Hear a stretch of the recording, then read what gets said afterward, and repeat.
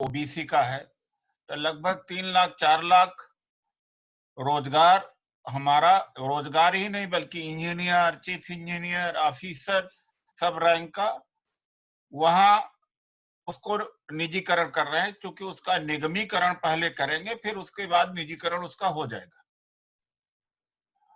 फिर दूसरा, इन्होंने कोल माइंस, पहले कोल माइंस में 8 लाख एम्प्लॉयज हुआ करते थे, तो धीरे धीरे घटा करके 4 लाख 3 लाख ले आए हैं। अब वो बेचना चाहते हैं, तो यानी पहले 2 लाख 2.5 लाख शेड्यूल कास्ट थे, तो कितना शेड्यूल ट्राइब के थे, कितने परिवारों का भला हुआ, कितना समाज का परिवर्तन हुआ। एक जो कर्मचारी है उसके पीछे कम से कम 10 लोग पलते हैं, 8 लोग पलते हैं, उसके बिरादरी, जात बिरादरी में असर पड़ता है, गांव में असर पड़ता है, उसको निपटाने जा रहे हैं। पब्लिक सेक्टर अंडरटेकिंग, चाहे एनटीपीसी हो, चाहे भेल हो, चाहे ओएनजीसी हो, ईआईएल हो, गेल हो, बेल हो, सेल हो और हाल हो, इनमें मेरा ख्याल है कि 25-30 लाख कर्मचारी अधिकारी हैं। वहां भी आरक्षण ये खत्म करने जा रहे हैं। वो बड़ा मतलब है कि चालाकी वाला रास्ता अपनाया है कि पब्लिक सेक्टर में जैसे भेल पावर जनरेशन का टरबाइन बनाती है, और उस टरबाइन को इसलिए सरवाइव कर जाते हैं कि निजी क्षेत्र में नहीं बनता। तो अब क्या है कि वही एक एग्जांपल दूंगा कि जब एसआर और एयरटेल जब शुरू में 20 साल 25 साल पहले मार्केट में आए थे टेलीकॉम के सेक्टर में, तो विदेश संचार निगम लिमिटेड पहले बिका, उसके बाद में एमटीएनएल गया, अब बीएसएनएल गया, यानी प्राइवेट सेक्टर उसमें आया नहीं कि गवर्नमेंट सेक्टर चला जाता है। उसके 2-3 कारण हैं। जैसे मैंने बीएसएनएल में पूछा कि बीएसएनएल बिका क्यों, बीएसएनएल ने सर्वाधिक एससी एसटी को ओबीसी को जॉब दिया था, लगभग 1.5 lakh 2 lakh SC ST OBC, कितने परिवारों का भला, कितना समाज के ऊपर असर पड़ना। तो जैसे एयरटेल को या रिलायंस को कोई परमिशन नहीं लेनी पड़ेगी मिनिस्टर से या किसी और से कि मॉडर्न इक्विपमेंट मंगाना है, तो मॉडर्न इक्विपमेंट वो फौरन इंपोर्ट कर लेते हैं और मॉडर्नाइज कर देते हैं टेक्नोलॉजी को। यहाँ पर जो ब्यूरोक्रेट बैठे हुए हैं उनको ब्राइब कर देते हैं, करप्ट कर देते हैं प्राइवेट वाले। फाइल घूमती रहती, 3 साल 4 साल के बाद में नई मशीनें आती हैं, नई इक्विपमेंट्स आते हैं, तब तक गवर्नमेंट सेक्टर पीछे हट जाता है और कस्टमर चले जाते हैं रिलायंस को, वोडाफोन को, एयरटेल को, और मिनिस्टर को भी वो कॉन्फिडेंस में ले लेते हैं कि सर आपको क्या जरूरत है, और फाइल डंप पड़ी रहती है। तो ये तरीका है खत्म करने का। तो लॉकडाउन के पीरियड में इतना बड़ा पॉलिसी जो चेंजेस हुए हैं दुनिया के किसी इतिहास में कंट्री में नहीं हुआ। हमारे यहाँ 20 लाख करोड़ का जो पैकेज घोषित किया गया, उसमें एक्चुअली 2 लाख से ज्यादा का पैकेज नहीं है, बाकी लोन है। यहाँ पर हम भी थोड़ा बहुत अर्थशास्त्र को जानते हैं, और अर्थशास्त्रियों से मैंने भी सीखा है कि 1% से कम सरकार ने कोरोना से राहत देने के लिए खर्च किया है, जबकि औसत दुनिया का यह है कि वहां पर 30% से ज्यादा सीधा कैश दिया गया लोगों के हाथों में। यहाँ पर कैश नहीं दिया गया है, लोन दिया गया है। कैश मुश्किल से 2 लाख करोड़ के आसपास है। तो इस तरह से कि करना देना था राहत, लोगों को राहत देना था, बजाय नई मॉनेटरी पॉलिसी आई, नई इंडस्ट्रियल पॉलिसी आई, ये खत्म करने के लिए। इसमें ओबीसी भी है, सारे लोग। और सवाल इस बात का है कि लॉकडाउन के पीरियड में ये बात उठाई जा नहीं सकती है, तो ये जो मॉडर्न टेक्नोलॉजी है उसने एक नया रास्ता दे दिया है काम करने का, और सभी लोग जूम का इस्तेमाल करके काम कर रहे हैं। प्राइम मिनिस्टर से लेकर चीफ मिनिस्टर और गांव प्रधान भी कर रहा है। और हो सकता है कि जो हमारे अधिकारी कर्मचारी हैं वो एजेड हो जाते तो कहते हैं कि ये तो हमारे यंग जनरेशन का काम है, मुश्किल से कॉल करना जानते हैं, ज्यादा से ज्यादा व्हाट्सएप देख लेते हैं। लेकिन आप सिचुएशन आपको कंपेल कर रही है, आकर के मजबूर कर रही है कि आप थोड़ा सा एफर्ट करके ट्विटर पर आप जाएं, फेसबुक पर जाएं और इंस्टाग्राम पर जाएं, जूम मीटिंग करें। और जब तक कि लॉकडाउन पता नहीं कितना दिन चलेगा, परिस्थितियां तो देखिए खराब होती ही जा रही हैं, तो तब तक हम बैठे न, वरना ये सब ठंडा हो जाएगा। कोई चीजें अगर बहुत दिनों तक उस पर एक्शन नहीं होता तो ठंडा हो जाता है। तो गर्म करना, शिक्षित करना, एजुकेट करने का ये बेस्ट टाइम है। आप लोग भी कार्यालय जाना शुरू किए होंगे, लेकिन कम ही समय वहां रहना पड़ता है, तो ज्यादातर लोगों की उपलब्धि घरों पे है। हमने 2 महीने में बहुत सीखा है। 2 महीने को मैंने वैसा ही यूटिलाइज किया है जैसे कि लॉकडाउन न हो। मैं पूरे देश से बात किया, लगभग हर जिले से बात किया, प्रदेशों से बातचीत किया, टेक्नोलॉजी को सीखा, लोगों से कनेक्ट हुआ और पूरा फायदा हमने इसका लिया। तो इसमें आदमी ऊबता भी नहीं है, मतलब है कि बोर भी नहीं होता और इरिटेशन भी नहीं होता, डिप्रेशन भी नहीं होता, और अच्छा समाज का काम करता है। अभी मैंने कुछ दिन पहले एक साथी सौरभ महामना से कहा था, वहां पर जूम कॉन्फ्रेंस करने का तो बहुत अच्छा नहीं हो पाया। मुझे बड़ा तकलीफ हुआ इस बात का कि हमारा समाज पीछे रहा है। आपको याद है कि 2009-10 में 11 में गुजरात में मिस्टर मोदी ने सोशल मीडिया को बड़ा तेज किया और धीरे धीरे पार्टी के अंदर भी हावी हो गए। सोशल मीडिया के माध्यम से पूरा मैसेज भेज करके ऐसा हालत बना दिया कि नेशनल लीडरशिप मजबूर हो गई एक्सेप्ट करने के लिए नेशनल लीडर के रूप में। तो सोशल मीडिया की मार बहुत होती है।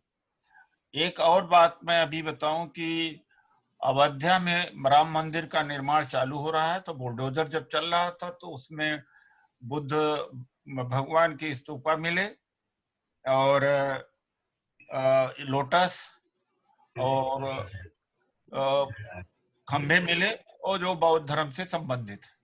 मैंने थोड़ा सा एक ट्वीट कर दिया कि अब तो राम मंदिर बन ही रहा है, क्योंकि सुप्रीम कोर्ट का फैसला प्रमाण के आधार पर नहीं आया है, विश्वास के आधार पर। दुनिया में आपने कभी नहीं सोचा देखा होगा कि विश्वास के आधार पर फैसला दिया जाता, लेकिन इस देश में कुछ भी हो सकता है। हमारा समाज सोया हुआ, हम लोग भी लीडर उन्हीं को मानते हैं, हम आपस में लड़ रहे हैं। तो उसका हुआ क्या, पूरा विरोध शुरू हो गया, पूरा मुद्दा बन गया, तो उसी से हमने पूरा देश जगा दिया। तो जितने बुद्धिस्ट थे, अम्बेडकरवादी थे, सामाजिक न्याय वाले थे, सब लग गए उसके पीछे एक ट्वीट से। हालांकि कभी कभी अगर मैं कुछ लिखता हूं, मेरा ट्वीट आप देखिएगा, उदित राज पर जाएंगे आप देखेंगे, तो बीजेपी का जो आईटी सेल है 10,000 गाली एक ट्वीट पर दे देता है कभी कभी, 10,000। मुझे ऐसे पता लगा कि एक दिन 2 बजे रात, 1 बजे रात में ट्वीट कर रहा था, और जैसे ट्वीट किया धाड़ से रिप्लाई आ गई, वो गाली आ गई। हमने कहा ये कैसे हो सकता है भाई। फिर हमारे जनरल सेक्रेटरी हैं ओम सुधा जी, उनसे पूछा, हम कहा ये बात क्या है, तो किसी से इत्तेफाक से वो बात कर रहे थे। जो बीजेपी के आईटी सेल में रहता है। तो वो मुस्कुराया और फिर उसने कहा, अरे डॉक्टर उदित राज को तो हम लोगों ने टॉप पर रखा है ट्रोलिंग में। कोई भी हो गाली देना, वो कोई रीजनिंग नहीं होती। आप उनको देखो जो ट्रोल करने वाले होते हैं, उनके फॉलोअर 2 होंगे, 10 होंगे, 5 होंगे, हर ट्रोल पर 2 रुपया 3 रुपया मिलता है।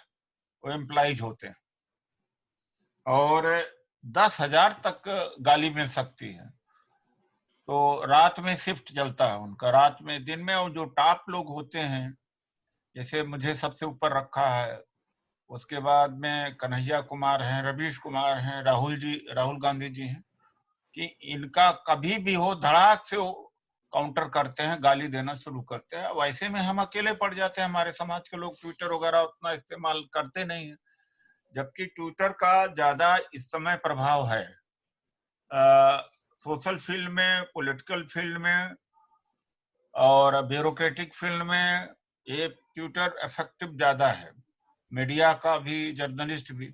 और जब से हमने ट्विटर का ट्रेंड बदला है और भी कुछ ओबीसी के लोग हैं, तो ट्विटर पर हम ट्रेंडिंग भले करा ले जाएं अपने पक्ष में, तब से मीडिया ने टॉप ट्विटर ट्रेंडर्स को न्यूज उठाना बंद कर दिया कि ये तो अब ओबीसी दलित ट्विटर पर आ गए। तो हम लोगों ने कोशिश करके 2-3 महीने में बड़ा उठाया है इसको। तो आप लोगों से कहूंगा कि आप ट्विटर अकाउंट जरूर खोलें और फॉलो करें, और जो कर्मचारी अधिकारी हैं उनको वो लोग थोड़ा सा सावधान रहें। बच्चों के नाम से ट्विटर अकाउंट खोल सकते हैं और यहाँ तो सारे फेक अकाउंट ही चलते हैं।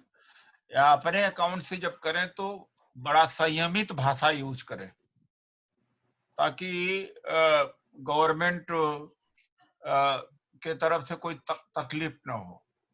फेसबुक पेज है हमारा ऑल इंडिया परिसंघ। इस समय जब मैं आपसे बात कर रहा हूं तो फेसबुक लाइव भी चल रहा है इस समय। तो जो जूम पर नहीं आ सकते तो फेसबुक लाइव, जो आप जो सवाल करेंगे पूरा देश सुन लेगा। आज लगभग करोड़ों लोगों तक हम पहुंच जाते हैं जब हम कोई जूम मीटिंग करते हैं। तो हमारा जो 4 फेसबुक पेज है, ऑल इंडिया परिसंघ है, डॉक्टर उदित राज है, DOM परिसंघ है, NSYF परिसंघ है, और 4 ट्विटर हैंडल हैं। और कर्मचारी अधिकारी लगे रहते हैं, हम भी लगे रहते हैं। इसलिए आपकी जो बात कही है वो निकल जाती पूरे देश में, 1-2-3 दिन में पूरा घूम जाती है। तो इस तरह का हमारा सोशल मीडिया। इसीलिए अब आपके लिए टास्क ये है कि आप अपने स्तर पर वहां पर राजस्थान में आयोजित करें। आज का जो संचालन का, मॉडरेशन का जिम्मेदारी थी प्रोफेसर राजीव मीना, पता नहीं क्यों नहीं जुड़ पाए। सर जुड़ गया, मैं जुड़ गया।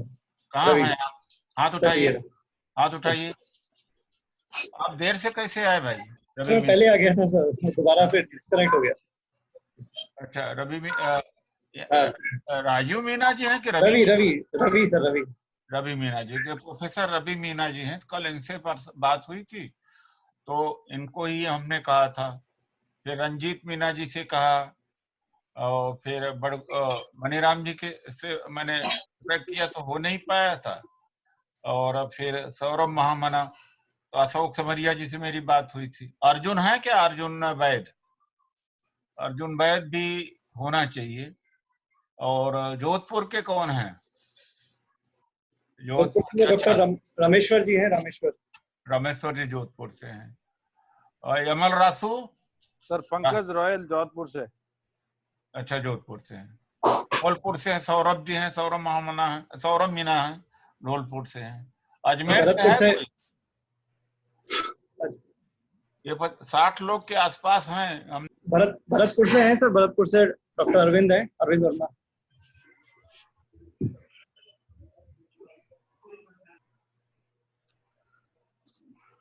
हेलो, आवाज आ रही है सर? इतना ही उम्मीद करके लेते हैं क्योंकि सबको सवाल जवाब करना पड़ता, सबको टाइम मिल जाए बोलने का। सर डॉक्टर अरविंद वर्मा पूछना चाह रहे हैं आपसे पहले। मैं अपनी बात जस्ट खत्म करके बस आप ही लोग ठीक बोलेंगे, हम ठीक नहीं बोलेंगे। ठीक मैं वही घड़ी का टाइम देख रहा हूँ कि 2 मिनट और रह गया हमें बोलने का। जी अभी क्या है कि लॉकडाउन के बाद में हम सुप्रीम कोर्ट का घेराव करने का सोच रहे हैं। और दूसरा एक बात है कि आपके एमपी एमएलए कुछ नहीं करेंगे 5 साल तक। हमने देखा है वहाँ, मैं बोलना नहीं चाहता हूँ, एक मेंबर हैं शेड्यूल ट्राइब के, वहाँ के राजस्थान के, मेरे साथ एमपी रहे। तो यहाँ पर मीना जो दिल्ली में है, उनको टीचर्स के रिक्रूटमेंट में कोई दिक्कत आई तो मुझे कहा सर आप रेज कर दीजिए। तो हमने कहा भाई मैं भी एमपी, ये भी एमपी, मुझे बोल रहे हैं। तो इस तरह के तो लोग एमपी हैं, मैं आपको बता दूं। तो उनसे कोई उम्मीद मत करो कि एमपी एमएलए आपके लिए काम करेंगे, वो पार्टी के हिसाब से करेंगे। उनकी आवाज नहीं, साल भर हो गया, वो 5 साल तक मैं बोलता रहा। हमने निजी क्षेत्र में आरक्षण का बिल पेश कर दिया है, जब समाज पूरी तरह से समझ जाएगा।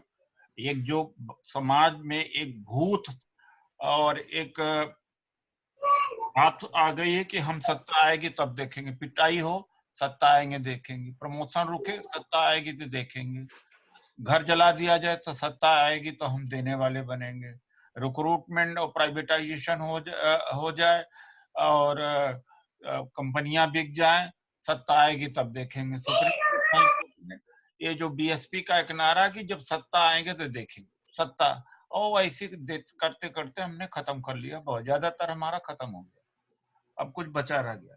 क्योंकि ये चीजें व्यवस्था में हम 16% बनते हैं, 23%, 26% बनते हैं SC ST, और कुछ जगह तो ST के लोग जागरूक हैं, बाकी तो आप देख रहे हो जो गोंड हैं, थारू हैं, भोक्छा हैं, एक बड़ी आबादी है, वो सोए हुए हैं। तो आबादी काफी रिड्यूस हो जाती है तो 15-20% लोग देश में सत्ता नहीं कैप्चर कर सकते। ओबीसी का तो हालत आप देख ही रहे हो, वो बीजेपी का आरएसएस का प्रचारक बना है। मुस्लिम समाज की हालत यह है कि जो बीजेपी को हरा सके उसके साथ चला जाता। तो ऐसी परिस्थिति है 25-50 साल तक जो चीजें व्यवहारिक है उसको मानना चाहिए। हम पॉलिटिकल पावर से कैप्चर नहीं कर पाएंगे। बिना पॉलिटिकल पावर कैप्चर किए स्पेशल कंपोनेंट प्लान आया, ट्राइबल सब प्लान आया, रिजर्वेशन प्रमोशन में आया, गैस के एजेंसी में, पेट्रोल में कोटा मिला, जमीन मिली लोगों को, स्कॉलरशिप मिली, हॉस्टल मिला, और तमाम आर्थिक सहयोग, लोन, कर्ज, प्रमोशन सब मिलता रहा। तो क्या सत्ता में आए थे? तो आदान प्रदान हो सकता है, जैसे ओबीसी से हम बार्गेन कर सकते हैं। उदाहरण बिलासपुर बार का है, तो शेड्यूल कास्ट के वकीलों ने ओबीसी के वकीलों से आदान प्रदान किया, यानी कहा कि 2 पोस्ट आप ले लो, 3 हम ले लें, 4 आप ले लो, 2 हम ले लें। तो अब जब एक आकर्षक नारा है कि सत्ता आएगी तो हम देने वाले बनेंगे, तो पूरा समाज शिथिल हो गया, लेजी हो गया, निकम्मा बन गया, वो कुछ करता ही नहीं। 5 साल में 3 महीना रह जाता है तो बूथ की कमेटी बनाना और वोट डालने का काम करने का काम करता है। तो ये जो रवि जी, इसके वजह से बड़ा नुकसान हुआ। इससे वजह से कर्मचारी अधिकारी जो मेरा साथ देता था कम देता है, पैसा वहां दे देता है। यहाँ हम कार्यालय का खर्च नहीं चला पा रहे हैं, हमें अपने कर्मचारियों को रिड्यूस करना पड़ा, फिर भी हम करना पड़ा। पहले 20, 25, 26 थे, अब हमें कम करना पड़ा। तो ये हमारी तकलीफें हैं। जो ब्राह्मणवाद को अच्छी भाषा में, तीखी भाषा में गाली दे उसके ऊपर ताली बजती है, या जो आकर्षक नारा दे कि सत्ता, हमें तो सत्ता छीननी है। देखिए व्यवहारिकता में है, हमें दिन प्रतिदिन के आधार से हमें लड़ाई लड़नी है। संजय राज, आप अपना वीडियो ऑन कर लो, ऑडियो ऑफ करिए, ऑडियो तो बंद करके रखिए लेकिन वीडियो सब लोग ऑफ कर लो। राजेंद्र चेतीवाल जी आप भी नहीं कर पाए, राजकुमार मीना जी दिखाई कम पड़ रहे हो आप। तो ये कहना है, तो उससे हमें निकालना पड़ेगा अब तुरंत लॉकडाउन के बाद में। लेकिन अगर इस समय हम तैयारी नहीं करते हैं, ये लॉकडाउन के टाइम में तैयारी नहीं करते हैं, संगठन नहीं खड़ा करते, तो लॉकडाउन के बाद में ठंडा सा हो जाएगा, भूल भाल जाएंगे लोग।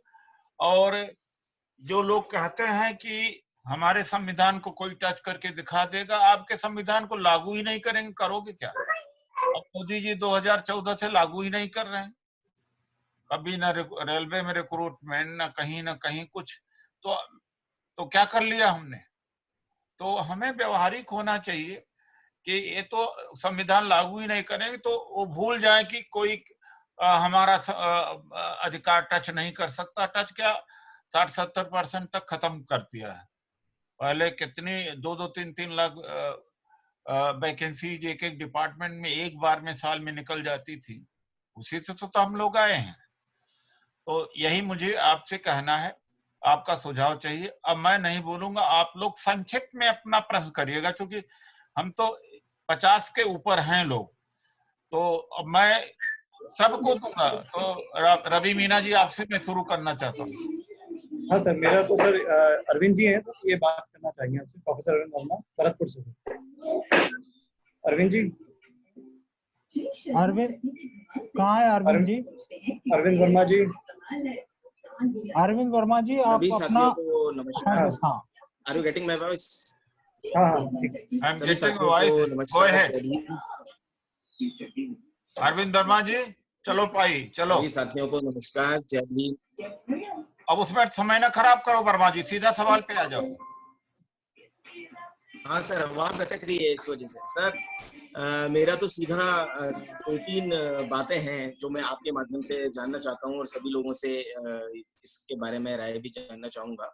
मोदी जी ने आत्मनिर्भर भारत कह दिया है, इसका मतलब है अब इस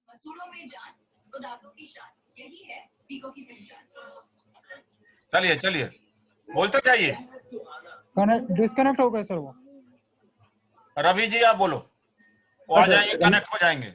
डॉक्टर रमेश बैरवा जी, अरविंद डॉक्टर जी, रमेश बैरवा जी नहीं है सर, आ जाएंगे। डॉक्टर रमेश बैरवा जी हैं सर, अलवर से। क्या बोले? डॉक्टर रमेश बैरवा जी। जी रमेश जी बोलिए। हेलो, आप सीधा सवाल करिए। हाँ आवाज आ रही है? हाँ बिल्कुल आ रही है। जी नमस्कार उदित जी। हाँ नमस्कार। बहुत अच्छा लगा, आपने अच्छे से प्रेजेंट किया अभी जो मौजूदा चुनौतियां हैं उनके बारे में, हमारे इश्यूज हैं उनको। और निश्चित तौर पर हम सबको इस के लिए काम करने की जरूरत है। मेरा वॉइस और बीच में कट गया था, वो डिस्कनेक्ट हो गया था जूम एप्लीकेशन।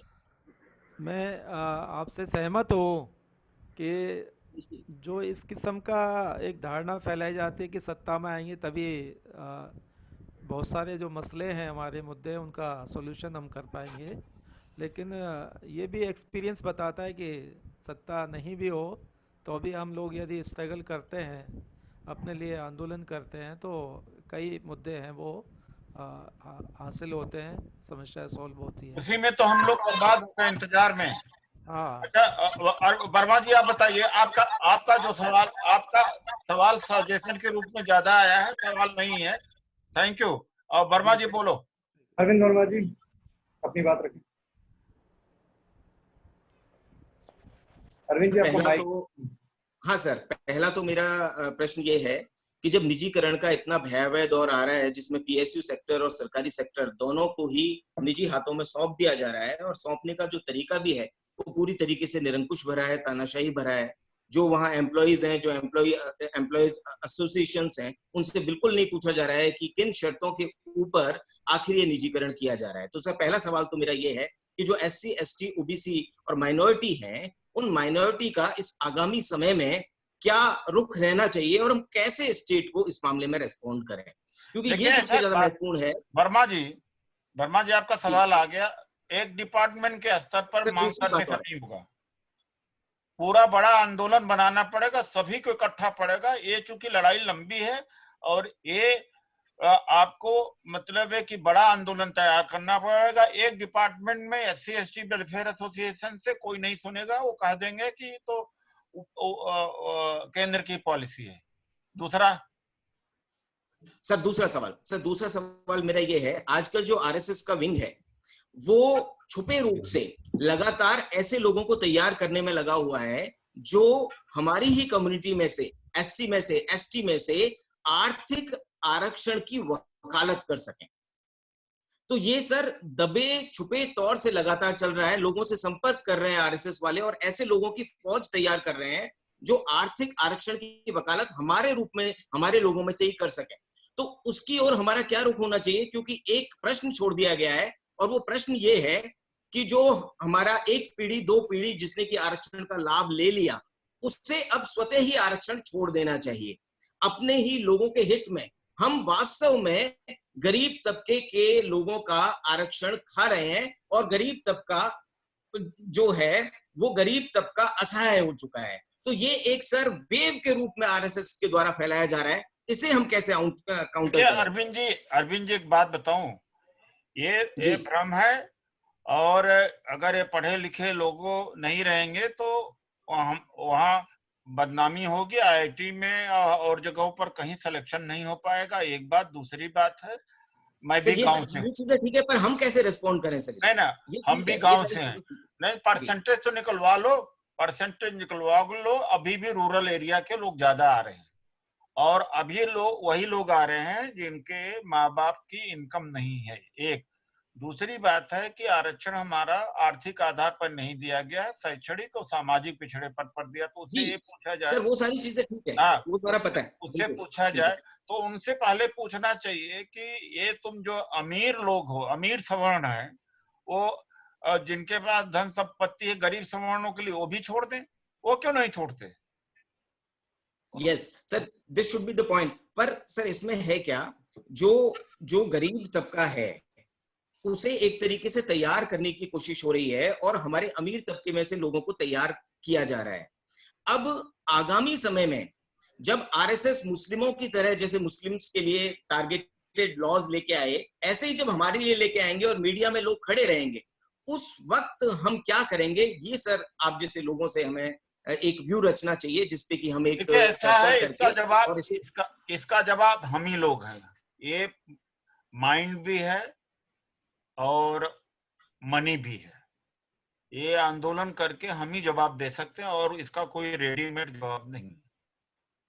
और सोशल मीडिया को आप यूज करिए, इसको अगर ऑर्गेनाइज ढंग से हम प्लान करके करें तो इसको काउंटर कर सकते हैं। दूसरी बात है, सुप्रीम कोर्ट में कोई नहीं है, हाई कोर्ट में कोई नहीं है,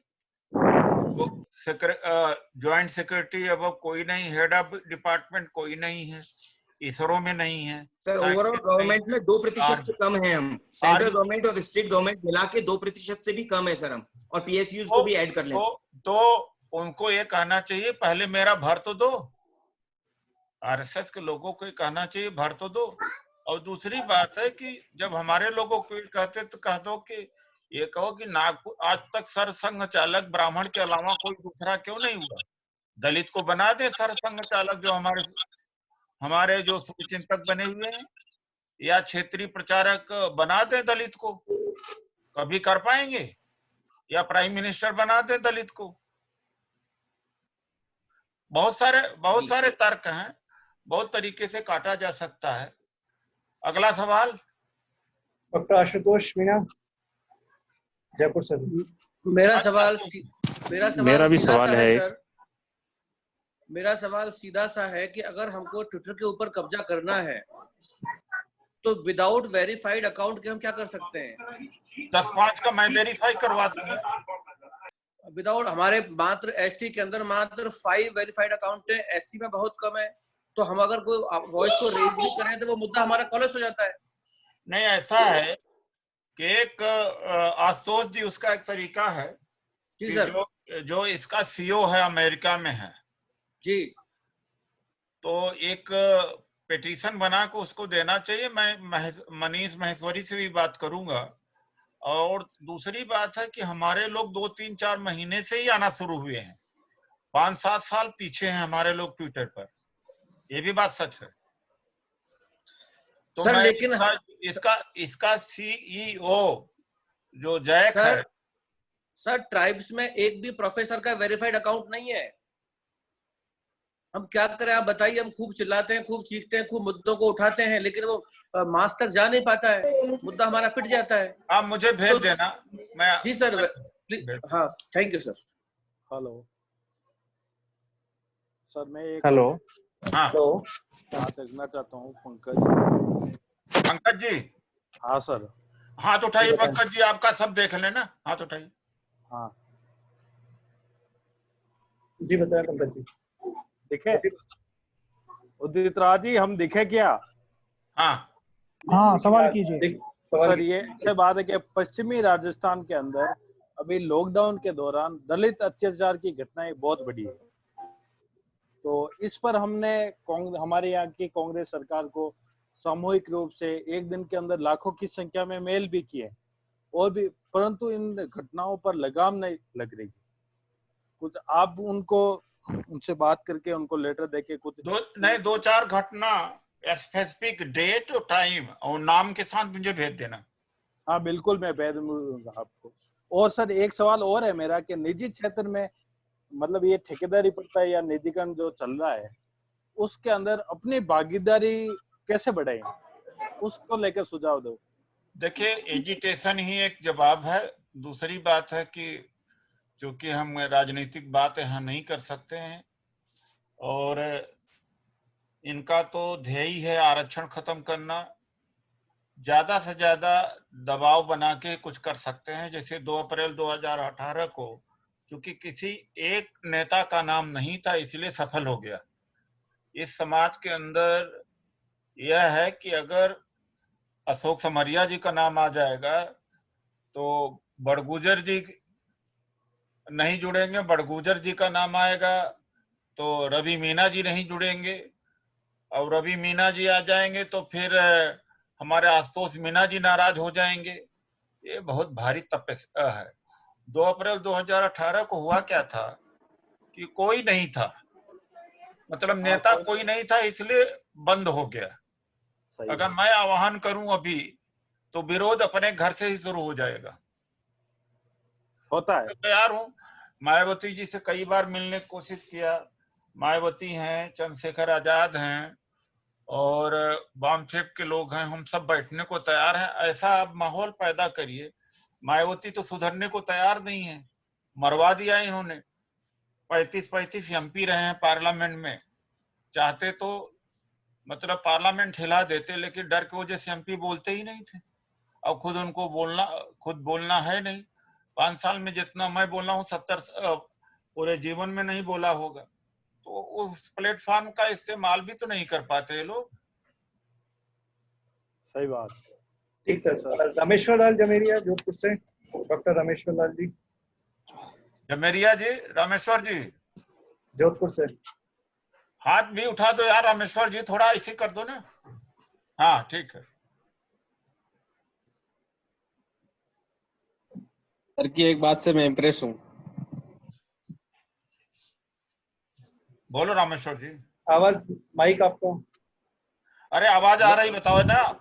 हेलो, आ रही है। आवाज आई सर? बिल्कुल हाँ आ रही है। बिल्कुल, आवाज आ रही है। आप बोलिए। सर जय भीम सभी को जय भीम सर। रवि जी को बहुत बहुत आभार। आपको आभार सर। आपका पिछला कार्यकाल देखा पार्लियामेंट में, आपने पार्टी लीग से हटकर समाज को हमेशा तवज्जो दी, इसलिए मैं आपका आभारी हूँ। ऐसे लीडर के तौर पे आपने पहचान बनी, मैं उसका आभारी हूँ। मैं थोड़ा सा आपसे निवेदन करना चाहूंगा। एक आप मेरे ये कंप्यूटर पे स्क्रीनशॉट देखिए सर। ये अलका लांबा जी का एक स्टेटमेंट आया है। आप भी प्रवक्ता हैं पार्टी के और वो भी पार्टी की प्रवक्ता है। इससे हमारा समाज SC/ST 2 भागों में बढ़ जाता है सर। थोड़ा सा निवेदन है कि उनसे भी निवेदन करें कि पार्टी की छवि खराब होती है, दलित भी टूटते हैं। ये जो माया की धनी उस बरसाती मेढे की तरह हैं जो मात्र चुनावी बरसातों में अपने आशिया से बाहर आती हैं। सीबीआई के डर से कभी कभी बीच बीच में ट्रेटर करते राज्य के प्रति अपनी सदा दिखाती है। ये पार्टी का लेवल नहीं है, नेताओं का प्रवक्ताओं का लेवल नहीं है। मैं थोड़ा सा निवेदन करना चाहूंगा सर। अरे जमेरिया जी, ये बात तो हमें, वो तो बिल्कुल सही कहा। हम आपके प्रति भी अगर कोई कहेगा तो उसका भी विरोध करेंगे सर। हम अपने दलित नेताओं का सम्मान करते हैं। आप तो सुन लो। हाँ। यही तो हुआ क्या कि कांग्रेस से दलित कट गया, कांग्रेस कमजोर हो गई, बीएसपी ने काट लिया वोट, जितनी चीजें 15-20 चीजें हैं, पेट्रोल पंप में, गैस में, स्टील में, राशन में, मिट्टी के तेल में कोटा किसके टाइम आया था? कांग्रेस के टाइम आया था। पदोन्नति में आरक्षण सुन लीजिएगा, पहले आया था।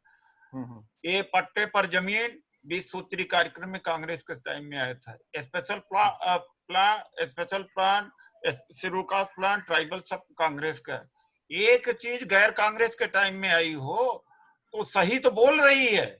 मायावती 5 साल चुप रहती हो सर, वो थोड़ा जो भाषा, जो शब्दावली काम लिए पे जा रहे हो यार, वो आपको तो गाली देना चाहिए इस महिला को। वो तो आपका काम कर रही है। इस मायावती ने, आप किसी के तकलीफ हो, प्रमोशन हो, बैकलॉग हो, या अट्रोसिटीज हो, रिजर्वेशन का मैटर हो, प्राइवेटाइजेशन हो, कभी बोला? टर तो बोलती है केवल चुनाव में। कौन सा सही बोला? सर, एक निवेदन बीच में इमोशन पे मत जाओ यार, इमोशन पे ना जाओ। सत्यानाश से अभी आपने स्वयं ने कहा कि SC/ST एकता के ऊपर सभी काम करें, तो मैं उसी पर काम कर रहा हूँ सर। सभी लीडरों को आपने कहा कि एक मंच में लाने की कोशिश करो, वो भी कर रहा हूँ। अलका लामा को ने बहुत अच्छा काम किया। ये तो आपको बोलना चाहिए था कि नालायक कर क्या रही है। सर, अलका लामा को कोई गालियां दे तो फिर ऐसा थोड़ी होता है सर। अरे इमोशनल है लोग, इमोशन से काम चलता है क्या? इमोशन से पेट भरेगा? ये नौकरी आपको इमोशन से मिली है। चलो सर, ये विवादित मुद्दा है, विवादित नहीं है। आपको मैं मूल मुद्दे पे 2 क्वेश्चन है सर मेरे। सर, मैं मूल मुद्दे पे आता हूँ। या तो इमोशनली जिंदा रहो, या तो नौकरी नहीं चाहिए, अधिकार नहीं चाहिए। बताइए, या तो आप प्रधानी नहीं चाहिए, गैस का वो नहीं चाहिए। चलिए सर, मुद्दे पे आता हूँ मैं आपका। इमोशन से जिंदा रहो फिर। अरे भाई क्या करते हैं वो लोग? अच्छा, ये डिस्कशन ये वाला बंद रखते हैं सर। नहीं, ये डिस्कशन बहुत जरूरी है। यार सुन तो लो, ये डिस्कशन सबसे ज्यादा जरूरी। इमोशनली हमारे लोगों ने, जिस तरह से बीजेपी को इमोशनली इस देश के लोग वोट दे रहे हैं और मर रहे हैं, उसी तरीके इमोशनली जुड़े। इमोशन से घर नहीं चलता, इमोशन से एजुकेशन नहीं मिलती। डॉक्टर अंबेडकर कोई इमोशनल बात नहीं करते थे, अधिकार की बात करते थे, पॉइंट वाइज करते थे। हमने परिसंघ की लड़ाई लड़ी, आरक्षण बचाया है। निजी क्षेत्र में आरक्षण की लड़ाई लगी, प्राइवेट सेक्टर में रिजर्वेशन मिले, बिल पेश किया है। इमोशन से किसी का पेट भर जाएगा कि हमारी आस्था है, हमारी आस्था है, हमारी इमोशन है? इससे भर जाएगा पेट आपका? आपको नौकरी नहीं चाहिए, बच्चों की एजुकेशन नहीं चाहिए, मकान नहीं चाहिए आपका घर जलने से बचना नहीं चाहिए। आरक्षण से संबंधित मेरे भी कुछ सवाल हैं। सर 1 मिनट, 2 क्वेश्चन मेरे बाकी रह गए हैं। थोड़ा सा निवेदन करना चाहूंगा, माफी चाहता हूँ बीच में। जब सरकारी संस्थान निजी जब सरकारी संस्थान निजी कर रही है घाटे में बताकर, तो इन मेरिटधारी लोगों की जगह इन संस्थानों का प्रमुख किसी दलित को मना कर दे के, क्या मालूम ये घाटे से उबर जाए? वैसे ही घाटे में चल रही है। में एक भी संस्थान अभी जो बेची जा रही है वो घाटे में नहीं है, सब फायदे में। बीपीसीएल भले ही नहीं, जब सरकार कह रही है सर घाटे में है। जमेरिया जी, वर्मा जी, इतनी ताकत है कि हम लोग करा लेंगे। इसीलिए तो मैं कह रहा हूँ, जिनको आप डिफेंड कर रहे हैं उनके पास ताकत है। 10 लाख आदमी लेकर के रैली के वोट के लिए तो मांग लेती हैं। 10 लाख आदमी लेके क्यों नहीं उतरती हूँ? पब्लिक सेक्टर अंडरटेकिंग का चेयरमैन SC/ST बनाया जाए, उनसे कहो ना, मेरे पास उतनी ताकत नहीं है। बिना ताकत के नहीं मानेगा कोई। बिल्कुल सर, हम सभी की ताकत बनना चाहेंगे। आप जो भी हमारे SC/ST लीडर्स हैं। अरे भाई, हम तो ताकत जितना है उससे ज्यादा झोंके रहते हैं, हम तो मैदान में ही रहते हैं। जी सर, सेकंड क्वेश्चन, सर्वोच्च न्यायालय में लिए गए निर्णय केवल SC/ST विरोधी ही क्यों? सर्वोच्च न्यायालय में लिए गए सारे निर्णय SC/ST विरोधी क्यों, जबकि निर्णय देने वाले सारे सामान्य जाति के हैं? अरे भाई, आपके वजह से, बुरा न मानिएगा, आपको नहीं कह रहा हूं, आप जैसे लोगों से। 3 दिसंबर 2018 को मैंने सुप्रीम कोर्ट घेरा, MP था, मैं गिरफ्तार हुआ। आज तक सुश्री मायावती जी की एक जबान निकली हो सुप्रीम कोर्ट के जजेस के बाद। मिस्टर मोदी जब बैठे थे लोकसभा में, मैंने उस समय बोलना शुरू किया, सुप्रीम कोर्ट में ब्राह्मणवाद है, दलित नहीं है। मोदी जी पलट करके देखे और सारे MPओ ने उस समय कहा कि अब तुम गए, अब आप गए। तो आज तक सुश्री मायावती जी ने कभी बोला है जिसके बारे में कह रहे हैं? सर, उसी एक व्यक्ति विशेष के बारे में नहीं, हम उस सब सारे SC/ST लीडर्स के बारे में कहेंगे जिनके बारे में अन्य तर्क संगत बात होनी चाहिए। तर्क संगत, इमोशन से काम नहीं चलेगा।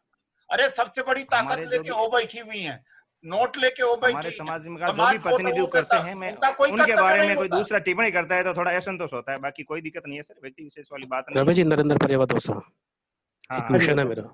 परवेज जी हाँ बोलिए। बोले सर। हेलो। हाँ जी हेलो। बोले। सर एक निवेदन था आप सभी से कि जो आज का मुद्दा है निजीकरण और सुप्रीम कोर्ट का आरक्षण वाला, मेरा भी उस पे- एक हाँ, आरक्षण बिल्कुल से संबंधित सवाल है। बिल्कुल नाम बिल्कुल। बताइए। एडमिन महोदय, सर नाम बताएंगे अपना दोबारा? मेरा आशु वाल्मीकि। आशु वाल्मीकि। हाँ आशु जी बोलो।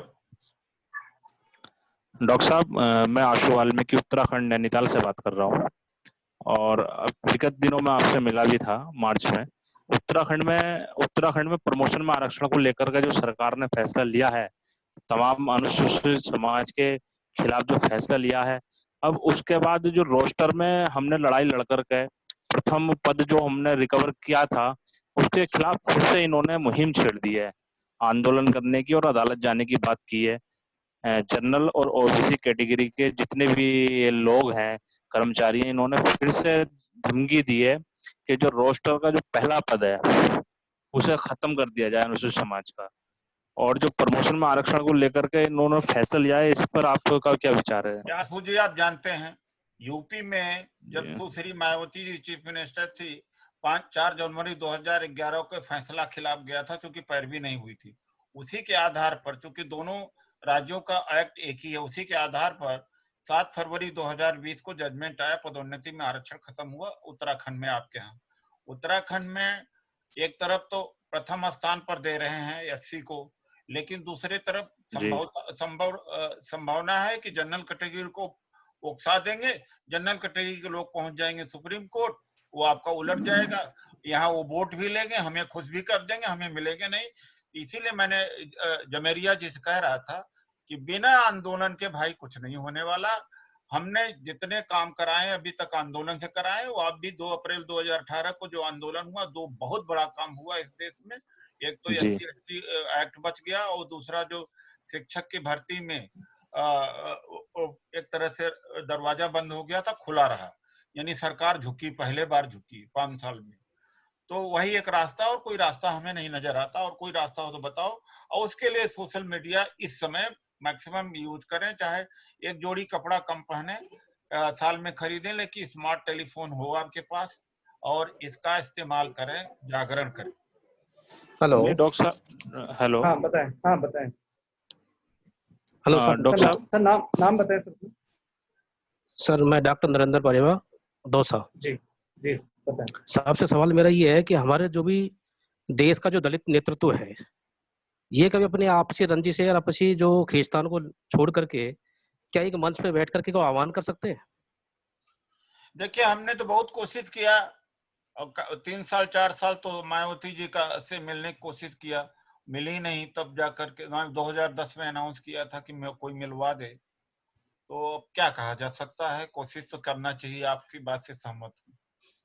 जी जी, ये आप निश्चिंत रहे, जो हमारी युवा पीढ़ी जो है, बिल्कुल यदि हमारे नेतृत्व में यदि कथनी में कोई अंतर अगर नहीं है, तो हमारी युवा पीढ़ी पूरी से तैयार है, बशर्ते हमें सही तरह से मार्गदर्शन किया जाए। जी सर। डॉक्टर रामनारायण मीणा जी हैं क्या? डॉक्टर रामनारायण मीणा जी। प्रोफेसर रवि जी, मैं खत्म करूंगा, आपको जो भी समाप्त करना हो बता दो, जो रामनारायण जी मीणा।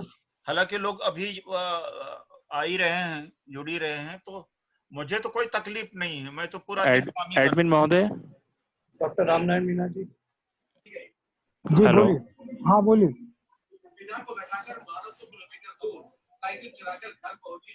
बोलिए, क्या सवाल है आपका? ज्योति के बारे में कह रहे हैं, ज्योति जो 1200 किलोमीटर साइकिल चला करके 7 दिन। हेलो। हाँ एडमिन महोदय जी। जी बोलिए। मैं आशु वाल्मीकि बोल रहा हूँ, मेरा बीच में से काट दिया गया था अभी। हाँ, हरियाणा और पंजाब में वाल्मीकि समाज को ऐच्छिक आरक्षण मिलता है 2% के रूप में, उसमें हमारी ही कम्युनिटी के लोग उसका विरोध कर रहे हैं, तो ये कहाँ तक उचित है? क्यों विरोध कर रहे हैं भाई, कहाँ का? हरियाणा और पंजाब में। फिर से कह दीजिए आप। हरियाणा और पंजाब में वाल्मीकि समाज को एक पैतृक जो आरक्षण मिल रहा है उसका ही विरोध हमारे ही लोग कर रहे हैं और उसी को आधार बना करके जो जनरल लोग हैं उसी को आधार बना करके कह रहे हैं कि सारे आरक्षण खत्म करें। तो ये अगर हमारे ही लोग अगर हमारे ही विरोध करेंगे तो ये कहां तक उचित है माननीय? अरे देखिए भाई, ये आंध्र प्रदेश में चंद्रबाबू नायडू ने माला मादिगा का झगड़ा करा दिया। मादिगा ने कहा माला खा गए। तो मैंने बड़ा कोशिश किया, हमने कहा दोनों की लड़ाई में जब आरक्षण ही खत्म करोगे तो बांटोगे क्या? यही हालत मैंने पंजाब हरियाणा में 10 साल 15 साल से कहा। हम कहा भैया ए और बी कैटेगरी लड़ोगे तो आपकी लड़ाई में आपका आरक्षण ही खत्म करेंगे तो बांटोगे क्या? जी। तो ये तो लड़ाने का काम करते हैं, हमारे लोग लड़ भी जाते हैं, दुर्भाग्य की बात है।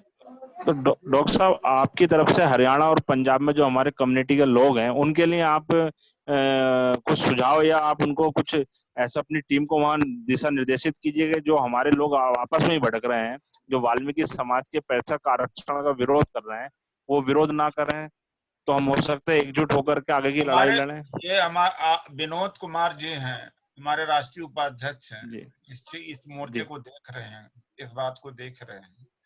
और दूसरी बात है कि इसका विरोध होना चाहिए। ये आरएसएस का प्लान है, योजना है कि इनको डिवाइड कर दो और खत्म, अपने आप खत्म हो।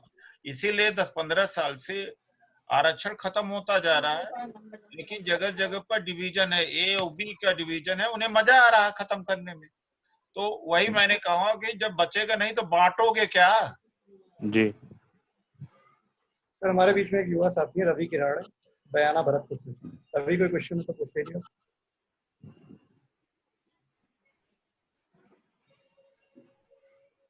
हेलो। हाँ रवि सर, आवाज आ रही है मेरी?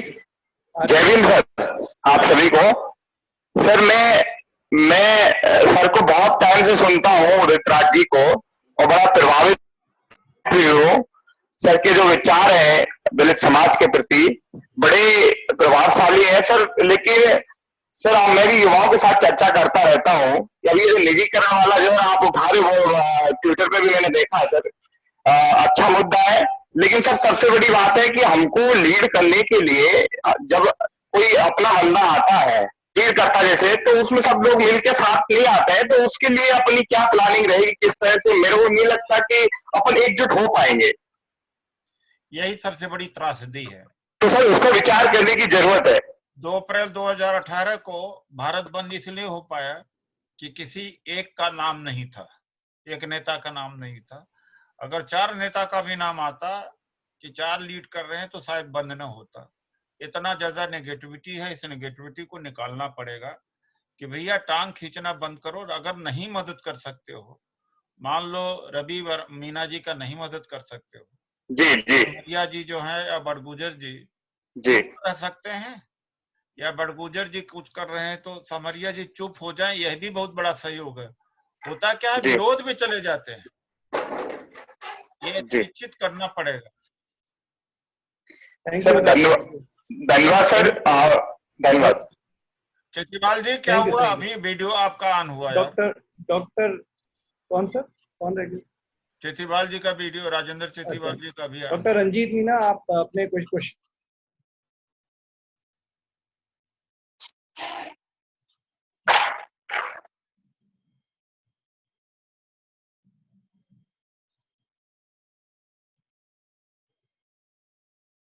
डॉक्टर रंजीत मीना जी, आप कोई वरिष्ठ साथी अपने जुड़े हुए हैं?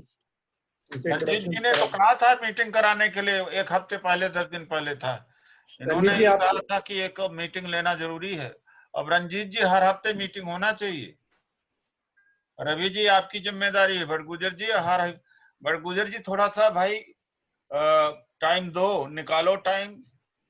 और अशोक जी और रवि जी और बड़गुजर जी आपस में फोन चर्चा करके अपना फिर से इसको मजबूत किया जाए। मेरी रिक्वेस्ट है सर। हाँ, मेरी रिक्वेस्ट ये है कि पहले तो काफी आप सबको सुन लें, कुछ लोग नए जुड़े हैं जो आपको सुनना चाहते हैं। मैं तो बैठा हूँ साहब, आप सवाल तो पूछे। नहीं मेरा नहीं, सब काफी सारे लोग जुड़ गए हैं। और दूसरा ये समरिया जी और बड़ी गुजर जी और काफी सारे लोग और रहे हैं, उनको सुन लें।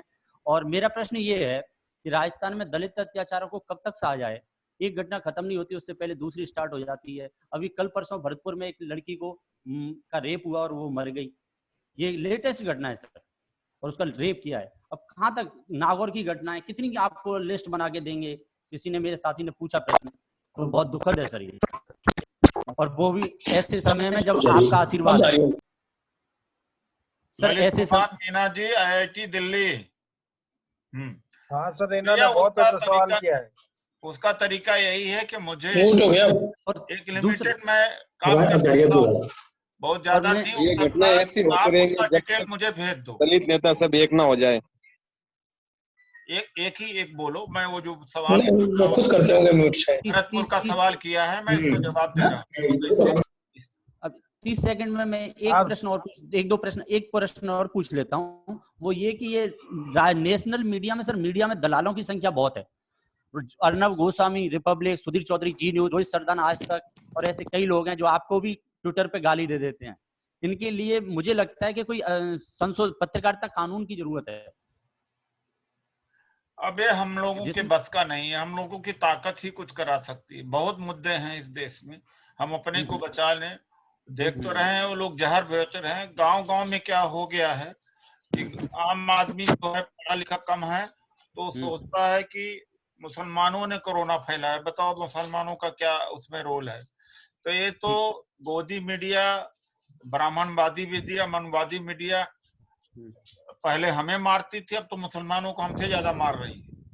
बिल्कुल। अगर मुसलमान इस देश में न होते तो हम लोगों की कितनी बुरी स्थिति होती।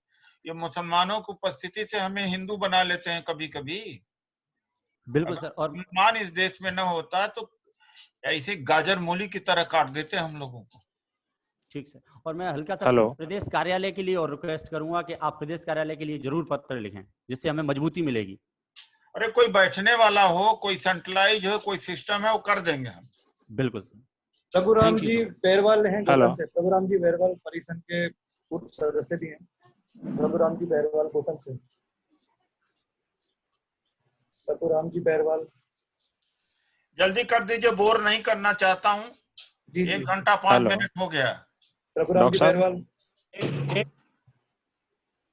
हेलो, 1 घंटा 5 मिनट हो गया। भीम सर, आवाज आ रही है मेरी आपको? हाँ भीम सर, आवाज आ रही है मेरी आपको? बिल्कुल आ रही है, आप सवाल करें ना भाई। हाँ सर, बाबा साहब ने संसद के अंदर बोला था कि मेरे समाज हित को देश हित में टकराव होगा तो मैं पहले मेरे समाज हित को तरजीह दूंगा। लेकिन आज के जो नेता है, हमारे MP है, मैं किसी के ऊपर दोष नहीं दे रहा हूँ, वो क्यों नहीं कर रहे ऐसा? मतलब वो देखिए ऐसा है, मैंने आपसे कहा ना कि जो भी करता है उसका गर्दन काट देते हैं। नहीं तो फिर हमको पीछे आपके पीछे स्टैंड होना पड़ेगा ना। जब आप समाज कहाँ स्टैंड होते हैं? स्टैंड अरे देखिए ऐसा है, समाज साथ नहीं देता। मेरे दिल पे बहुत छाले हैं। कमिश्नर पद का छोड़ा और MP का भी छोड़ा, क्योंकि जितना मैं विरोध किया 5 साल में, जितने काम किया, 23,000 लेटर लिखा, समाज कौन सा साथ देता है भाई? समाज घर में बैठ के चर्चा करता है। सर दुख की बात क्या है ना, तो फिर जैसे RSS DSS क्यों नहीं हो सकता? हमारा मतलब ये है, जब हमारा देहाती इलाका थे। देखिए ऐसा, मैं एक उदाहरण के साथ में आपको खत्म करूंगा। RSS में के एक कैंप में जो चीफ गेस्ट में गया, वो तो किसी को भी चीफ गेस्ट बनाते हैं, पार्टी का हो गैर पार्टी का है। तो धूप मतलब जून का महीना था, सेवा भारती का कैंप लगा हुआ था और उनके 83 कैंप थे पूरे देश के अंदर, जिसमें 300-400 लोग उस कैंप में गर्मियों में आते हैं। हमने हर के कंधे पर झोला देखा। झोला में मैंने पूछा है क्या? कहा थाली है और गिलास है और चम्मच है। ये अपना खाना खा करके साफ करके रख लेते हैं। फिर आगे बात क्या हुई? AC देते नहीं, उसमें डॉक्टर भी होते हैं और व्यापारी भी होते हैं, इंजीनियर भी होते हैं, और 20 दिन का होता है। और इतनी तपस्या है हमारे लोगों में। फिर उसके बाद मैंने उद्घाटन वगैरह बोलना था, फिर हमें चाय पिलाने के लिए अपने ऑफिस में ले गए, तो इंट्रोड्यूस करने लगे। कहा देखिए 20 साल से पूर्ण रूप से प्रचारक हैं आरएसएस के, ये घर नहीं जा पाए हैं 20 साल से, कोई 15 साल से घर नहीं जाया है, ज्यादा से ज्यादा शादी विवाह या मरने पर कभी कभी वो घर जाते हैं आरएसएस वाले, और खाने पीने वालों घरों से होते हैं। ऐसा त्याग मिलेगा आपको, एक आदमी त्यागी नहीं मिलेगा। सर आप सुन लीजिए। और ऊपर से जब नागपुर से कोई दिशा निर्देश आएगा तो वहां ना नुकुर नहीं होता, उतना डेडिकेशन है यहाँ पर। उनके नाम से संपत्ति नहीं, कार्यालय में सोते हैं, खाना दोपहर में लंच करेंगे दलित और मुस्लिम, दलित और ओबीसी के घर पर, शाम को आके खिचड़ी वगैरह बना करके कार्यालय में सोंगे। बुढ़ापा वहीं जब बुढ़े हो जाते हैं तो 15-15, 20-20 लोग एक सेंटर में रख देते हैं जो स्थानीय स्तर का काम करते हैं। तो भैया इन ब्राह्मणों में, इनमें डेडिकेशन बहुत है। तो हमारे में डेडिकेशन कब आएगा? जब आप हमारा सर कट जाएगा। किसी का हो तो सर जल्द से जल्द एक प्रश्न ले लीजिए। आप बोलते हो कि हम बोलते हैं तो हमारा सर कट जाएगा, तो आपसे पहले हमारा सर कटना चाहिए ना। हमारा सर कटा, कई बार कटा हमारा सर। हाँ। मेरा सिक्योरिटी छीन ली गई, मुझे घर से निकाल दिया 4-6 महीने पहले, और सांसदी के बारे में कटा तो हमारा, तो क्या समाज 4 आदमी नहीं खड़ा होता? घर पर चर्चा करेगा, हम आपके साथ हैं। नहीं, घर पे नहीं होगा वो तो फिर बाद में सर। जब अगला प्रश्न किसी का 1-2 प्रश्न और ले लेते हैं सर। हाँ, मैं एक निवेदन था मेरा सर आपका हो गया सर अभी। सर आपका मनोज कुमार बेंगलोर से sir.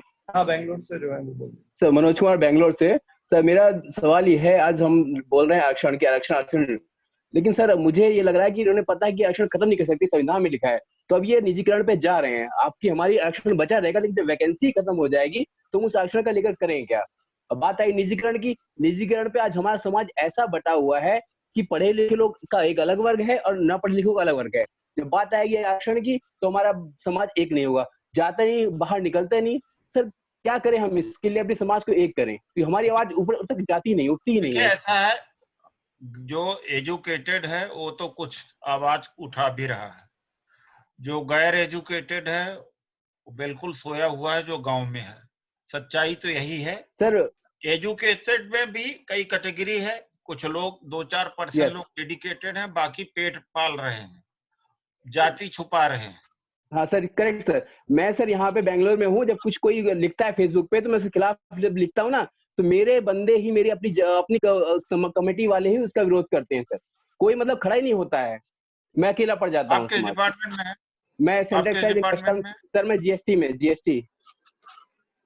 What is your rank? Superintendent sir. बहुत अच्छी बात है। आप अपना नंबर दे दीजिएगा, नाम नंबर दे दीजिएगा, मैं संपर्क में रहना चाहूंगा। सब लोग जी बिल्कुल सर, जी बिल्कुल सर, मैं आपको आपके फेसबुक पेज पे दे दूंगा सर। अभी हमने फेसबुक फ्रेंड भी हूँ सर। अरे अभी कर्नाटक का हमने किया था, फेसबुक में हमें नहीं पकड़ पाएंगे क्योंकि हमारा ऑफिस रन करता है, मैं नहीं रन करता हूँ। अच्छा सर। कई लाख है, 10 लाख लोग हैं, कहाँ हम करते हैं, और 4 लाख तो ट्विटर पर हैं, तो मत एक्सपेक्ट करिए आप। मेरा मोबाइल नंबर है 9899 सर 38 22 11। Okay sir. एसएमएस करिएगा, व्हाट्सएप मत करिए, 1 घंटे में तो व्हाट्सएप पकड़ में नहीं आता। एसएमएस नाम नंबर और समाज से इंटरेस्टेड है। अब मैं बात को खत्म करूं। रवि प्रोफेसर रवि मीना जी, राष्ट्रीय महासम्मेलन। हेलो। हाँ सर। सर आप सर एक गोपालगढ़ कॉलेज से एक छात्र संघ अध्यक्ष है हमारा युवा साथी मनोहर मेघवाल जी। अरे लोग कम हो रहे हैं, अब 41 हो गए। बस एक लास्ट प्रश्न ले लेते हैं सर। ले लेंगे, हम तो 2 घंटे बैठे रहेंगे, लेकिन नहीं सर, बस अभी लास्ट मनोहर मेघवाल है।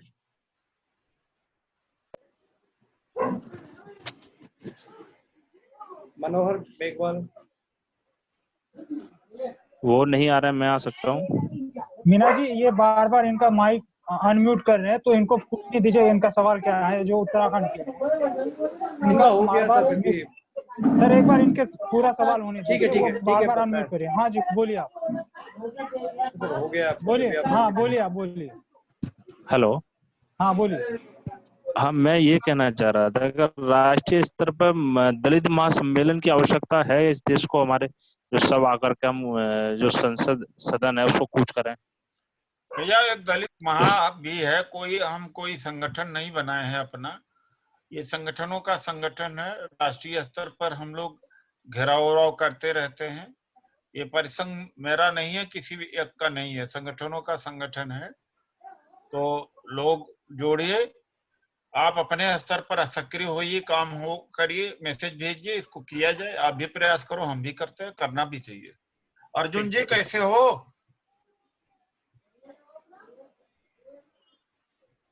अर्जुन सांवरिया जी और बड़ी गुजर जी रह गए हैं सर, उनको। हाँ सर, बिल्कुल। तो सामरिया जी और बड़गुजर जी हैं। उनको तो बड़गुजर जी को देते हैं अभी। तो बड़गुजर जी बोलना चाहे वो तो पहले ही उनका अधिकार है बोलने का, उसमें कौन रोक रहा है?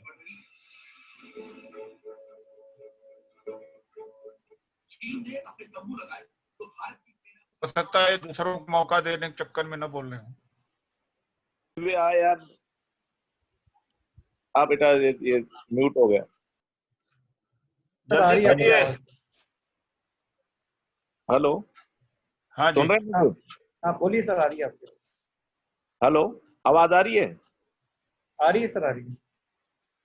साहब से मेरा एक सबमिशन है। हेलो। बोलिए, मैं सुन रहा हूँ भाई।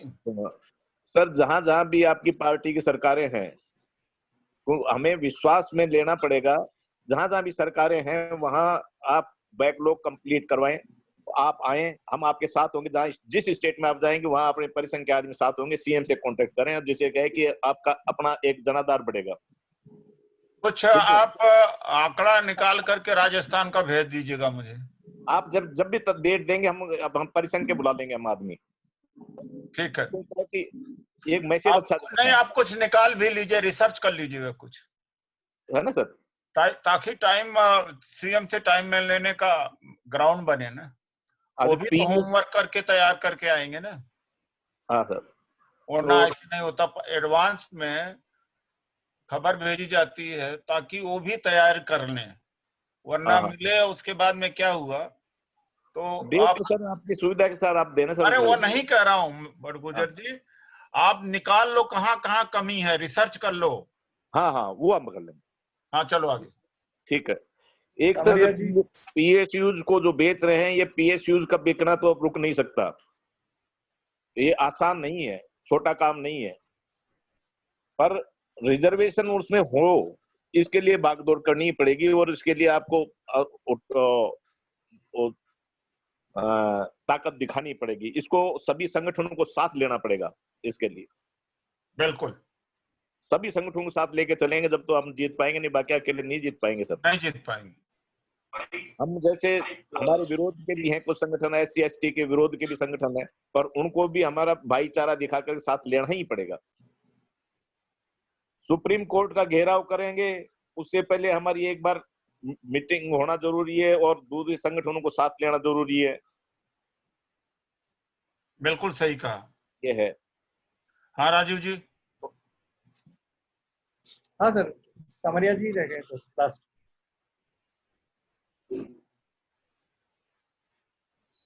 अशोक सामरिया जी ना? हाँ जी। कहाँ गए? अभी तो थे लाइन पे।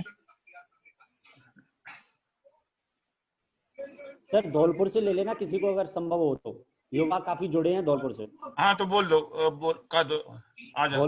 धौलपुर के कोई गुमान मीणा को ले लो, आ जाइए। राजकुमार मीणा जी का सवाल है सर।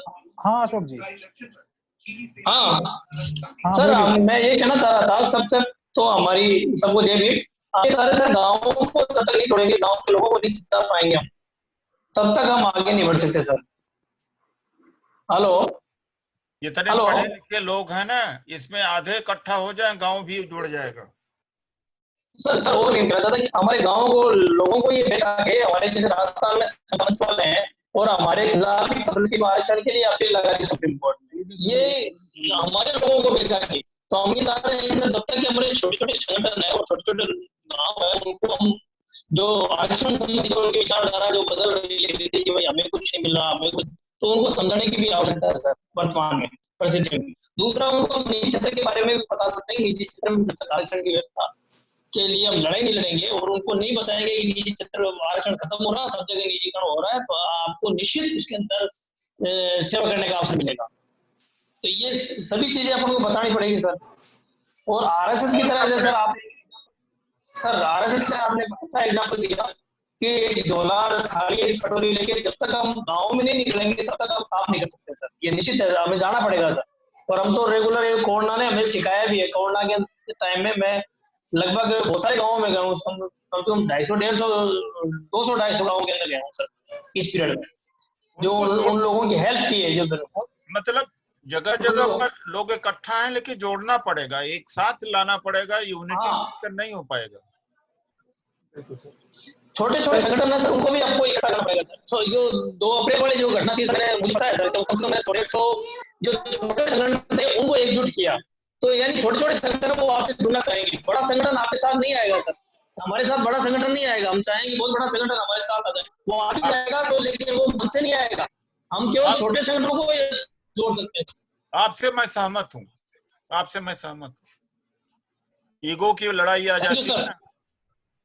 हाँ, ईगो की लड़ाई आ जाती है। बड़े संगठन तो काम करने में झिझकते हैं, वो अपना राजनीतिक स्वार्थ की वजह से हमारे साथ नहीं आ पाते, और ये छोटे संगठन वाले आपके नाम से साथ हो जाएंगे सर।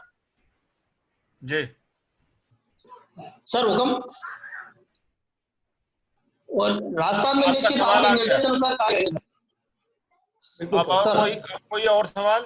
सर ये पश्चिमी राजस्थान से जैसलमेर से है मेरे मित्र प्रोफेसर संजीव कुमार वर्मा। हाथ उठाइए जरा संजय कुमार जी, जैसलमेर से संजीव कुमार वर्मा का ले लेते। हाँ वर्मा जी, संजीव कुमार वर्मा जी बोलिए। संजय जी अनम्यूट कीजिए आप। संजीव अनम्यूट करिए, अनम्यूट करिए, आपको अनम्यूट है, आवाज नहीं आ रही। उनके पास मैसेज गया होगा, अनम्यूट करिए। संजीव जी अनम्यूट करिए। कर दिया सर? हाँ बोलिए। हाँ बोलिए। हाँ, मेरा क्वेश्चन ये है कि वेस्टर्न राजस्थान में स्पेशली जो जैसलमेर बाड़मेर एरिया है, यहाँ पर सबसे ज्यादा जो एट्रोसिटी एक्ट की उसकी ये घटनाएं हो रही है। मतलब ये जैसे कोई दलित दूल्हा है वो घोड़ी पे चढ़ता है तो उसको उतार देते हैं, या मारपीट की घटनाएं हैं, ये इस एरिया में पर्टिकुलर बहुत ज्यादा होती है। दूसरी बात ये जागरण के अलावा कुछ नहीं तरीका है, कोई जागृत अपने लोगों को करना चाहिए। जागृत सर यही है कि जितने भी दलित लीडर हैं कहेंगे, हमारे और लोगों कहेंगे क्या वो शब्द है वहां पर, हुकुम हुकुम हुकुम, हमारे लोग कहते हैं, ये हुकुम शब्द खत्म कराइए। और मुझे तो बड़ी नफरत होती है वहां पर, अपने ही लोग कहते हैं हुकुम हुकुम, अब गया क्या हुकुम है भाई, जनतंत्र है। बिल्कुल सर। और तो मैं इसमें सर उदयपुर गया तो उदयपुर उसको हिज हाईनेस, अरे हमका कौन है यार हिज हाईनेस, मतलब उसी के यहाँ मैं गया था, क्या नाम है उसका, वो जो राजा है वहाँ का, भोपाल नोबल्स बीएन। हाँ अरविंद सिंह मेवाड़। हाँ, तो उनका ये क्या है, इसका नाम क्या है भाई, तो बुरा मान गए, हमका भैया हिज हाईनेस वगैरह हमसे नहीं निकलता मुझसे। तो सांस्कृतिक परिवर्तन, सोशल परिवर्तन, हमारे लोग ही तो मन बढ़ा देते हैं जी। दूसरा सर ये है कि जो रिजर्वेशन का मुद्दा है उसमें आपने एक बात शुरू में ठीक कही कि इसमें 2 धड़े हो गए हैं, कि एक जो रिजर्वेशन का फायदा ले चुका है वो वर्ग, और एक वर्ग जो है जिसको फायदा नहीं मिला है या जो नौकरी नहीं लगा है। तो एक स्पेशली जो शुरू में अरविंद जी ने भी बताया कि आरएसएस की एक विंग द्वारा जो गांव-गांव में ये प्रचार किया जा रहा है कि आपका हक जो है इन्होंने खाया है, आपको नौकरी नहीं मिल रही है, इनको नौकरी मिल गई, तो उनकी एक खेप उनके विरुद्ध मतलब तैयार हो रही है। तो मैंने इस चीज को ऑब्जर्व किया है कि जो पढ़े लिखे लोग हैं उनके विरुद्ध एक दूसरी खेप तैयार हो गई कि आपने हमारा जो हक खाया है। इस पर एक हैंडबिल मैं लिखूंगा और उसको सर्कुलेट करूंगा आप लोगों के माध्यम से। आप लोग भी कुछ पॉइंट दीजिए, जितने तर्क हैं अपने पक्ष में हम लिख करके देंगे कि ये भ्रांति है आरएसएस के द्वारा, इसके चक्कर में ना फंसो। तो मैं लिखना पड़ेगा, तर्क देना पड़ेगा, तथ्य देना पड़ेगा। दूसरा सर ये भी है कि जहां तक आपने बात की है कि अपने जो स्पेशली जो दलित लीडर है उनमें आपस में भी टकराव की स्थिति है। यदि किसी का नेतृत्व है तो वो दूसरे लोग उसको स्वीकार नहीं करते हैं। ठीक, आपने ये बात कही कि जो 2 अप्रैल 2018 का जो भारत बंद आंदोलन है वो किसी के नेतृत्व में नहीं था, इस वजह से वो सफल हुआ। अगर वो किसी के नेतृत्व में होता तो शायद वो इतना सफल नहीं हो पाता। इस बात से 100% सहमत है। नीचे से लेके ऊपर तक है ना। बिल्कुल सर, बिल्कुल। नीचे भी तो गलती है, आम आदमी भी तो अहंकारी बना हुआ है जी। तो वो सर कहने का मतलब ये है कि किसी का नेतृत्व स्वीकार नहीं है, उसमें मतलब क्या टांग खींचाई ज्यादा है कि ये नेता नहीं बनना चाहिए, हम इसके पीछे क्यों चले या इनकी बात को क्यों स्वीकार करें। तो ये यहाँ पे थोड़ा सा ये रहेगा कि अपने को सबको साथ में संगठित होकर संघर्ष करना पड़ेगा, तभी अपने को सफलता मिल सकती है सर। जी सर। वरना हो ही नहीं सकता। जी ठीक सर। तो सर समाप्त करें सर अगर आपका। हाँ, राजू जी और मरिया जी और बड़गुजर जी और रंजीत जी, आप सब लोग हैं और कुछ 2-4 दिन में बात निकल के आनी चाहिए और कम से कम रेगुलर, अगर रोज नहीं तो रेगुलर कम से कम आप लोग हफ्ते में 2 बार तो जूम कॉन्फ्रेंस तो मेरे साथ कर लिया करिए। जो अभी अट्रोसिटीज हैं इसका डिटेल भेज दीजिएगा, मैं रिप्रेजेंट करूंगा, कुछ राहत जरूर मिलेगी।